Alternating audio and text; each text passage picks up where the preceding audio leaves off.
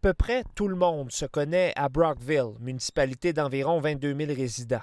They were close with my sister. La sœur de Paige Cruz Banshee connaissait les victimes du triple féminicide qui a secoué la communauté le 7 mai dernier. Une semaine plus tard, elle est venue se recueillir avec sa fille d'1 an et demi près d'un monument rendant hommage aux femmes victimes de violences où des gerbes de fleurs ont été déposées à la mémoire des 3 victimes.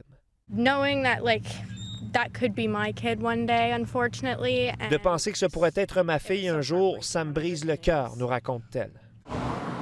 Au même moment, une cérémonie de célébration des vies de Luanda Elliott, 49 ans, et de ses filles Nikita, 15 ans, et Michaela, 17 ans, se tenait à l'église fréquentée par la famille. À sa demande, Radio-Canada n'a pas eu accès à l'événement.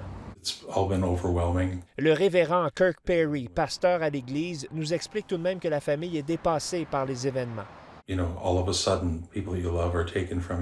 jour au lendemain, la vie des gens que vous aimez est enlevée, dit-il. Ils m'ont partagé un sentiment d'impuissance. Le journaliste local Ronald Zajac connaît la famille et a assisté à la cérémonie. Il raconte que l'église était remplie de personnes venues honorer la mémoire des victimes. C'est une douleur inimaginable pour la famille, mais ça m'a été reconnu aussi par le père en deuil, le mari en deuil, que c'est aussi une douleur qui est vécue par toute la communauté et que toute la communauté a besoin d'avoir une façon d'exprimer ce deuil. Un adolescent de 17 ans est accusé du meurtre au premier degré des 3 femmes. Selon la police, il entretient une relation avec l'une des 2 jeunes victimes. Sa prochaine comparution sera ici au palais de justice de Brockville le 28 mai.